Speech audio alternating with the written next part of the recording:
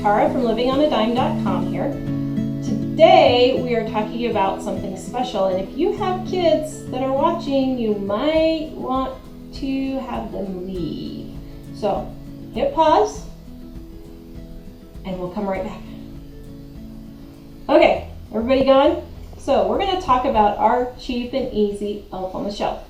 Now, I came up with this idea about 2 or 3 years before Elf on the Shelf even came out, and I'll be perfectly honest, I was pretty hacked when I saw Elf on the Shelf because that was my idea, and this person is making millions of dollars off this thing.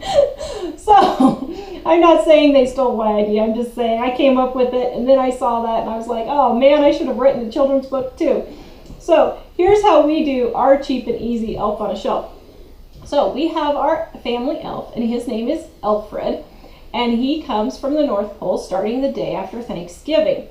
And what we do is we just have a little hat, and it doesn't move all over the place. It usually just stays on the table by the milk and cookies.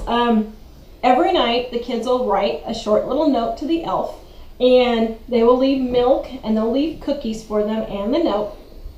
And then in the morning, there will be a little treat like a small candy, or once every now and then there'll be a small ornament to make, or a giant pencil or something like that as a little treat for the kids. Our elf doesn't get into too much mischief, but every now and then he'll do something like make a flower angel, or he'll leave the DVDs spread all over the living room floor, or he will do things like leave a candy cane trail of peppermints, those kinds of things. So we don't make ours real complicated. One thing we do is we oftentimes go to bed and forget. So in the morning, Elfred doesn't always come. Well, if he doesn't come, then the next day we leave a note saying how his jetpack broke and he couldn't get here to the North Pole that night. Or Herman needed some help fixing the toy machine or the candy machine at the North Pole. Or something like Sam and Herman and Fred all got into a snowball fight and they got into trouble, so they had to stay and do extra chores because they were supposed to be getting their work done and they didn't. So we have a few things like that. Then at Christmas, we will have Elfred leave a note saying how he's going to Hawaii with Santa and going to go have a nice vacation, and they're going to go take it easy for a while, so he's not going to be around.